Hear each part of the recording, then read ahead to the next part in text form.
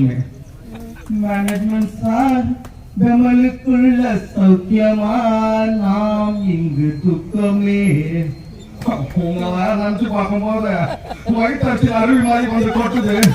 அந்த வேலை நினைக்கும் போதுதான்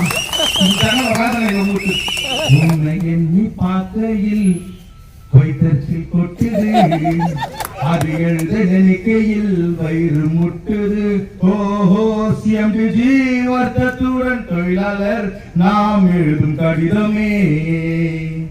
மேனேஜ்மெண்ட் பந்தலுக்குள்ள துக்கமே, நீ அங்க சௌக்கியமா, உன்னை எண்ணி பார்க்கையில் வயிற்றில் கொட்டுது, அது எழுத நினைக்கையில் வார்த்தை முட்டுது.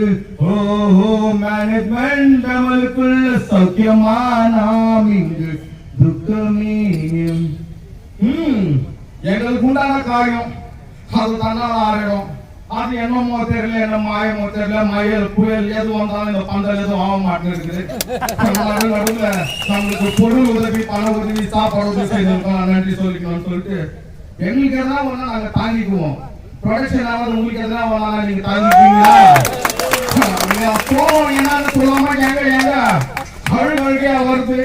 ஆனா நான் வருது என் சோம் அந்த தாய்மார்கள் மக்களை தாக்குவாங்க நினைக்கும் போதும் வர அழுகை கூட நின்றுது. மனிதர் வந்து கொலை வைத்து மனித போராட்டம் அல்ல, அதையும் தாண்டி கடினமானது கடினமானது கடினமானது. உண்டான காயம் எங்கும் தன்னாலே ஆறி போன மாயம் என்ன பொன்மானே பொன்மானே, எந்த காயம் என்னவென்று சொல்லாமல் ஏங்க ஏங்க அழுகை வந்தது. எந்த சோகம் உன்னை தாக்கும் என்று போது வந்த அழுகை நின்றது. மனிதன் உணர்ந்து கொள்ள இது மனித புரட்சி அல்ல, அதையும் தாண்டி கடினமானது. தொழிலாளியே தாளாட்டும் சாமியே தங்க பூமி தெரியுமா, சிவகாமியே சோர் போட்ட சாமியே நன்றி உரை உனக்குமா. அபிராமி லாலியே லாலி லாலியே இப்போ पेमेंट इलाम पर्स कालिए। ओहो सीएम जी गरीबों को बुक से आपको एक पत्र है, मैनेजमेंट मजदूरों का गरीब से आपको एक पत्र है। आप सोचिए जरा सोचिए, आप कीजिए हमारा डिमांड को पूर्ति कीजिए। என்ன சொல்றேன்னாக்கா, நம்ம சிவான சொல்லியிருக்கிறாரு, மாடி மேல மாடி கட்டி கோடி ரூபாய் சம்பாதிக்கிறதுக்கு நாங்க இல்ல, நாங்க வயிற்று பழப்புதாக வந்திருக்கிறோம். எங்க வயிற்று பழப்பினால் தான் இந்த பாட்டு மூலியமா சொல்லி இருக்கிறேன்.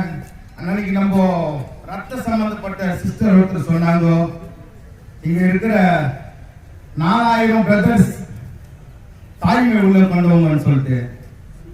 அந்த 4000 பிரதர்ஸ் தாய்மை உள்ளோட இருக்கிறாங்க. ஆனா உள்ள மேனேஜ்மெண்ட்ல ஒரே 4 பேருக்கு தாய்மை உள்ள இருந்தா நம்ம எங்கேயோ போயிட்டு இருக்கோம். இவங்க நம்ம உட்கார்ந்தே இருக்க மாட்டோம். ஏன் நம்ம இந்த மதரோட நம்ம மேனேஜ்மெண்ட் இருக்கிறவங்களுக்கு வர மாட்டேங்குதுன்னு தெரியல. அதை நினைக்கும் போது தான் வேதனையா இருக்கு நம்மளுக்கு.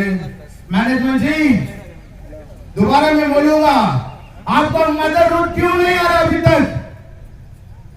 एक परंग में बोलूंगा, आपको हमारा बचपन का प्रतिज्ञा को याद करना चाहिए। पहले क्या है ये प्रतिज्ञा?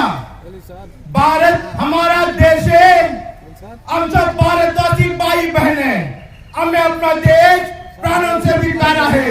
इसकी समृद्धि और विविध संस्कृति पर हमें गर्व है।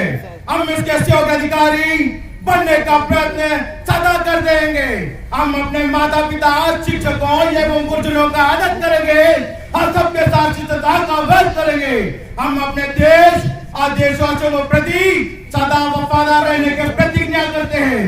उनके कल्याण और समृद्धि में ही हमारा सुख निहित है। जय हिंद। तो यहाँ जो प्रतिज्ञा எல்லாம் நம்ம அண்ணன் தம்பியா ஒன்னா இருக்கணும்ன்றதுக்காக தானே இந்த வெச்ச சொன்னேன். இங்கிலீஷ்ல சொல்லலாம், இதை நான் ஹிந்தில சொன்னா தான் அவங்களுக்கு கேட்க நான் ஹிந்தில சொல்லியிருக்கிறேன்.